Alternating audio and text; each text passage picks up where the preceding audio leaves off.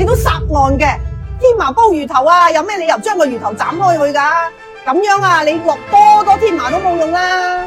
尤其係上班一族啊，吹得多空調，揈下揈下，赤赤地嗰啲啊嚇，記得用呢幾味嚟煲湯啊。嗱，天麻咧，我通常都係揀雲南紹通產㗎嚇，佢咧係經過蒸煮再切片嘅，所以咧佢嘅紋理係好多皺褶㗎嚇。用燈照佢咧，佢係好透明嘅喎。靚嘅天麻咧，佢煲完之後咧好大塊嘅喎，而且食落口咧爽爽地，好似馬蹄咁。如果你煲完出嚟仲係咁細塊嘅咧，嗰啲就唔係靚嘢啦。嗱，川芎咧係越薄越好嘅，千祈唔好超過2個銀仔咁厚啊！聞落去咧，佢係有好香嘅香料味嘅，而且搣開咧入邊係白色嘅。如果你搣開入邊係褐色或者黑色，嗰啲就唔要得啦。嗱，呢個湯咧，我仲加咗乾薑喎嚇。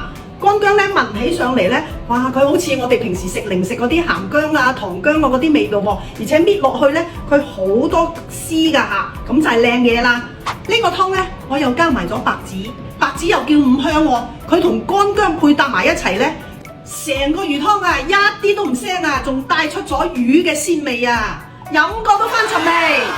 嗱，先將啲材料洗佢就可以拎去煲啦。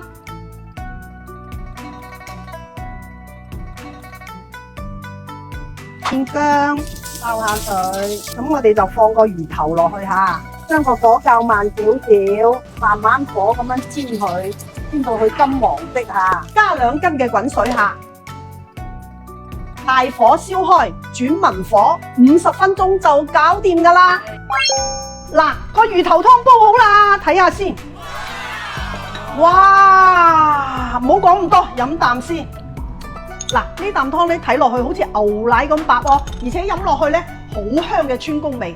你睇下啲天麻煲出嚟好大塊嘅喎，咁先係正嘢啊！嗱，記得啊，呢個湯入邊嘅天麻同埋個魚頭啊，一定要食咗佢啊！特別係個魚韻啊，好正㗎。